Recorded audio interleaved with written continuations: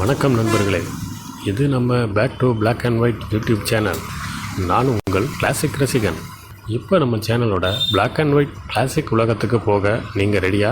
நாம் ஒவ்வொரு வீடியோலையும் ஒரு கிளாசிக் சினிமாவை பற்றி பார்த்துட்டு வரோம். அந்த வகையில் போன வீடியோக்களில் என்றைக்கும் பார்க்க சலிக்காத சூப்பரான தமிழ் படங்களை பார்த்தோம். இன்றைக்கி இந்த வீடியோவில் நடிகர் திலகம் சிவாஜி கணேசன் ஹீரோவா அப்பாவி பாண்டியன், ஹீரோவோட அண்ணன் விஞ்ஞானி சங்கர், வில்லனோட கூட்டாளி ரவுடி மருதுன்னு 3 மாறுபட்ட வேடங்களையும் நடிகவேல் எம்.ஆர். ராதா அவர்கள் அமிர்தலிங்கம் மற்றும் வில்லன் கபாலின்னு 2 வேடங்கள் ஏற்று நடித்த, ரஜினிகாந்த் நடித்த பில்லா பட தயாரிப்பாளர் பாலாஜி, ஹீரோயினா தேவிகா, இன்னும் பலரோட நடிப்பில் 1962 புது முயற்சியாக வந்த பலே பாண்டியாங்கிற படத்தை பற்றி தான் பார்க்க போகிறோம். இப்போ மாதிரி கதை, வசனம், பாடல், இசை, திரைக்கதை, இயக்கம்னு எல்லாத்துக்கும் ஒரே பேரை போட்டு படம் எடுக்கலை. ஒவ்வொன்றுக்கும் அந்தந்த துறையில் வல்லுநர்களாக இருந்த ஒவ்வொருத்தரும் தங்களோட சிறப்பான பங்களிப்பை கொடுத்ததால தான் அந்த கால படங்கள் இவ்வளோ சிறப்பாக வந்ததுக்கு காரணம். இந்த படத்துக்கு மூலக்கதை மா ரா மற்றும் ஜோசி, திரைக்கதை தாதா மிராசி, இயக்கம் பி.ஆர். பந்துலு, பாடல்கள் கண்ணதாசன், இசை விஸ்வநாதன் ராமமூர்த்தி. இப்போ இந்த படத்தோட கதை என்னன்னு சுருக்கமாக பார்ப்போம். பாண்டியன் ஒரு அப்பாவி இளைஞன். அவன் அண்ணியின் கொடுமை தாங்காம தற்கொலை பண்ணிக்கிறதுக்காக ஒரு கட்டடத்து மேலே நின்றுக்கிட்டு இருக்கான். ஆனால் நம்ம வில்லன் கபாலி அவனை மீட்டு அவன் மண்டையை கழுவி தற்கொலை முயற்சியை 1 மாசத்துக்கு தள்ளி போட வைக்கிறான். கபாலிக்கு மருதுன்ற ஒரு கூட்டாளி இருக்கான். அவன் பாண்டியனை போலவே இருப்பான். அவன் பேர்ல ஒரு காப்பீட்டு திட்டம் ஒன்று எடுத்து 1 மாசம் கழிச்சு பாண்டியன் தற்கொலை பண்ணதும் மருது செத்துட்டான்னு சொல்லி அந்த காப்பீட்டு பணம், அதாவது இன்சூரன்ஸ் பணத்தை ஆட்டையை போட கபாலி திட்டமிடுறான். ஆனா பாண்டியனுக்கு அமிர்தலிங்கத்தோட மகள் கீதா மீது காதல் வந்துடுது. இதனால தன்னோட தற்கொலை முயற்சியை கைவிடுறான். தனது காப்பீட்டு திட்டம் பலிக்காதுன்னு வருத்தமடைந்த கபாலி பாண்டியனை பல முறை கொல்ல முயற்சிக்கிறான். ஆனா பாண்டியன் தொடர்ந்து தப்பிச்சு போய்கிட்டே இருக்காரு. ஒரு கட்டத்துல தப்பிச்சு போகும்போது பாண்டியன் வசந்தின்ற இளம் பெண்ணோட மன நோயை குணப்படுத்துறான். அதுக்கு நன்றி கடனா வசந்தியோட அப்பா பாண்டியனை தன்னோட மகனா தத்தெடுத்துக்கிறாரு. கடைசியில கபாலி பாண்டியனை பிடிச்சு கடல்ல வீசிடுறான். பாண்டியனோட அண்ணன் சங்கர் தன்னோட பேராசை பிடித்த மனைவியோட வாழ்ந்துகிட்டு இருக்காரு. பாண்டியனோட மரண செய்தியையும் அவன் இப்போ ஒரு பெரிய எஸ்டேட் ஓனருக்கு வாரிசுன்னு தெரிஞ்சுக்கிட்ட சங்கரோட மனைவி சங்கர் செத்த மாதிரி போலியா ஒரு திட்டம் போட்டு தன் கணவர் சங்கரை கடலில் இருந்து தப்பித்த பாண்டியன் போல நடிக்க வச்சு பாண்டியனோட சொத்தெல்லாம் அடைய திட்டமிடுறான். சங்கரும் இன்னொரு பக்கம் கபாலியோட ஆள் மருதுவும் பாண்டியன் மாதிரி நடிச்சுக்கிட்டு இருக்க அந்த இடத்துக்கு மீனவர்களால் மீட்கப்பட்ட உண்மையான பாண்டியனும் வர கடைசியில் என்ன ஆச்சுங்கிறது தான் பலே பாண்டியா. வாங்க இப்ப படத்துக்குள்ள போகலாம். படத்தோட ஆரம்ப காட்சியிலேயே நாயகன் பாண்டியன் ஒரு உயரமான இடத்துல இருந்து கீழே உள்ள பெரிய கூட்டத்தை பார்த்து, ஆமா நான் தலைகளாகத்தான் குதிக்க போகிறேங்கிற மாதிரி, நான் தற்கொலை பண்ணிக்க போறதுக்கு வசதியா எல்லாரும் கொஞ்சம் இடம் விட்டு விலகி நில்லுங்கன்னு சொல்லி கத்திக்கிட்டு இருக்காரு. கீழே உள்ள எல்லாரும் குதிக்காதன்னு கத்திக்கிட்டு இருக்காரு. அந்த இடத்துக்கு என்னங்க கலாட்டான்னு கேட்டுக்கிட்டே கபாலி கார்ல வர்றாரு. இந்த இடத்த போய் தற்கொலை பண்ணிக்க தேர்வு பண்ணியிருக்கானேன்னு சொல்லிட்டு பைனாக்குலர்ல பாக்குறாரு. பார்த்தா அவரோட கூட்டாளி மருது மாதிரி இருக்கே, இவன் ஏன் தற்கொலை பண்ணிக்க போறான்னு யோசிச்சுட்டு மேலே ஏறி பாண்டியன் கிட்ட பேச போறாரு. இன்னொரு பக்கம் கபாலி மாதிரியே இருக்க அமிர்தலிங்கம் தன் மகள் கீதாவோட நின்றுக்கிட்டு டர்ராவை சுத்த அருணமடையனா இருக்கான்னு பாண்டியனை திட்டிக்கிட்டு இருக்காரு. கீதா ரொம்ப பதட்டமா இருக்காங்க. மேலே வந்த கபாலி பாண்டியனை பார்த்து, ஏய் மருது, என்ன கலாட்டா பண்ற, கீழே இறங்குன்னு சொல்ல. மருதாவது மண்ணாங்கட்டியாவது, என் பேரு மருது இல்ல, என் அண்ணி என்னை வீட்டை விட்டு துரத்திட்டா, ஒரு வேலை இல்ல உழைக்க, பயிர் இருக்கு பசிக்க, சோறு இல்ல புசிக்க, நான் ஏன் வாழணும்னு கேட்க கபாலி, ஓ மருது இல்லையா நீன்னு நினைச்சுக்கிட்டு உனக்காக கூடியிருக்க கூட்டத்தை பாருன்னு பைனாக்குலர் நீட்டுறாரு. அதுல பார்த்துட்டு, இவ்வளவு கூட்டத்துல எனக்கு ஒரே ஒரு இதயம் தான் துடிக்குதுன்னு ஹீரோயினை பார்த்து சொல்லிட்டு, நான் சாகக்கூடாதுன்னா எனக்கு அன்பு பாசம் வேணும்னு சொல்லிக்கிட்டு இருக்கும் போதே ஒருத்தன் கீதாவோட கைப்பைய திருடுறத பார்த்துட்டு, மேலே இருந்து பார்த்தாதான் கீழே நடக்கிற அநியாயம் எல்லாம் தெரியுதுன்னு சொல்றாரு பாண்டியன். நீ சொன்ன அன்பு பாசத்துக்கெல்லாம் நான் தான் மொத்த சப்ளை. 1 மாசத்துக்குள்ள நீ கேட்டதெல்லாம் கிடைக்கலனா நானே நீ தற்கொலை பண்ணிக்க வசதியான கார்டன் மாதிரி காத்தோட்டமான நல்ல இடமா ஏற்பாடு பண்ணி தரேன்னு சொல்றாரு கபாலி. அதை கேட்டு பாண்டியனும் கீழே வர்றாரு. ஆமா, தற்கொலை பண்ணிக்கிறது சட்டவிரோதமாச்சே, போலீஸ் பிடிச்சிருந்தா என்ன பண்ணிருப்பேன்னு கபாலி கேட்க, என்ன சொல்லுவேன், பட்டணம் முழுசா பார்க்க மேல போனேன்னு சொல்லுவேன் அப்படின்னு சொல்றாரு பாண்டியன். ஓ பலே பாண்டியா அப்படின்னு தட்டி கொடுக்குறாரு கபாலி. அட என் பேரும் பாண்டியன் தான் சொல்லிட்டு கீழே வர்றாங்க 2 பேரும். கூட்டத்துல நின்ன திருடனை பிடிச்சு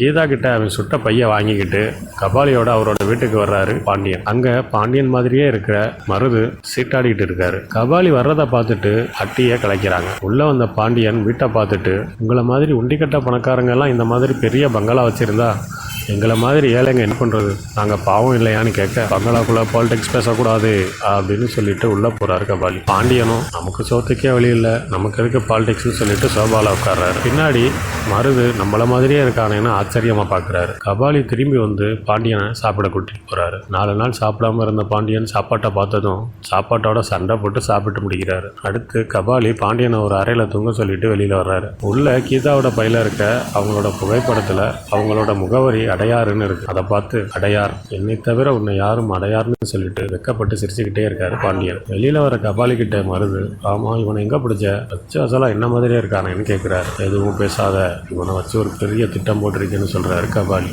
அடுத்து அமிர்தலிங்கம் வீட்டில், டேய் ரவி என்னடா பண்ணுற, சீக்கிரம் வாடான்னு சத்தம் போட்டுக்கிட்டு இருக்காரு. உள்ளே இருந்து ஒரு குரல், வர்றேன் மாமா அப்படின்னு சொல்லிட்டு சோர்ந்து போய் பெட்டி பறிக்கையெல்லாம் தூக்கிட்டு வர்றாரு ரவி. இந்த காலத்து பசங்க நொஞ்சான பசங்க, இதை தூக்க இப்படி முக்கிற இவனுக்கு பொண்ணையும் கொடுத்து மருமகனாக்கணும்னு நினச்சிக்கிட்டு இருக்கேன், என்ன சொல்லணும் அப்படின்னு வாய்க்குள்ளே பேசிக்கிட்டு இருக்கும்போது, மாமா அந்த விஷயத்தில் ரவி ஏதோ சொல்ல வர்றாரு, எந்த விஷயமும் என்கிட்ட பேசக்கூடாதுன்னு சொல்லிட்டு கீதா எங்கன்னு கேட்குறாரு அமிர்தலிங்கம்.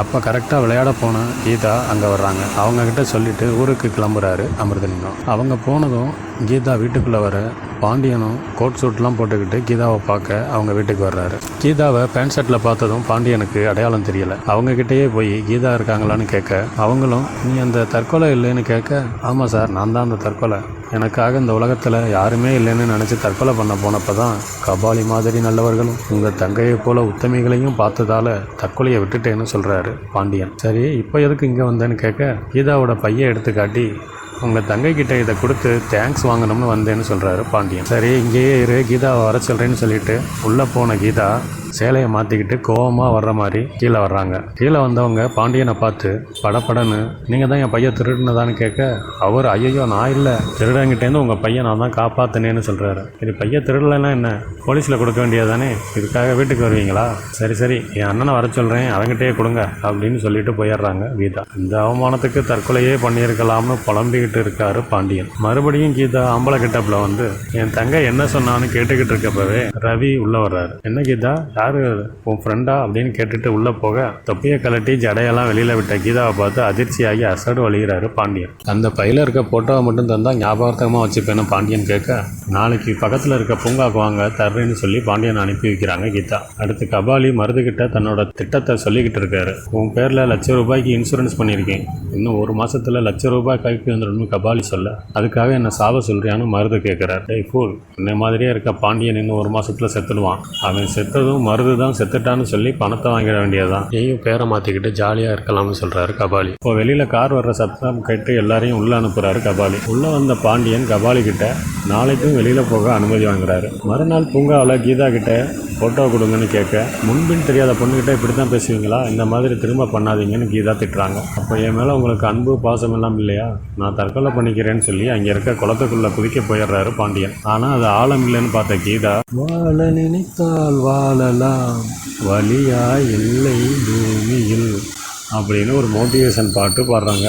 பாட்டிலே கீதாவுக்கும் பாண்டியனுக்கும் லவ்ஸ் ஆகிடுது. அதோட இப்போ 30 நாளும் ஆகிடுது. நீ அந்த பாண்டியனுக்கு செஞ்சு மளிகை பில்லு தான் எகிருது. மளிகை கடைக்காரன் கழுத்தை பிடிக்கிறான்னு மருது சொல்ல, கவலைப்படாத, இன்னைக்கு தான் 30வது நாள், அவன் இன்னைக்கு செத்தா நாளைக்கு நமக்கு காசு அப்படின்னு கபாலி சொல்லிக்கிட்டு இருக்கும்போதே பாண்டியன் உள்ளே வர்றாரு. மருது உள்ளே போயிடுறாரு. உள்ளே வந்த பாண்டியன் காலண்டரை கட்டி பிடிச்சி கபாலி அழுதுகிட்டு இருக்கிறத பார்த்து என்ன ஆச்சுன்னு கேட்குறாரு. இன்னைக்கு 30வது நாள், நீ சாக போகிற நாள், உன்னை பிரிஞ்சு என்னால் எப்படி இருக்க முடியும் அப்படின்னு கபாலி அழுக, யூ டோன்ட் வரி சார், 30 நாளில் நான் உயிர் வாழ தேவையான உன்னோட பாசம், கீதாவோட காதல் எல்லாம் கிடைச்ச பின்ன நான் ஏன் சாகணும், கவலைப்படாத கபாலி சார், நான் சாக மாட்டேன்னு சொல்லிட்டு பாண்டியன் உள்ளே போகிறாரு.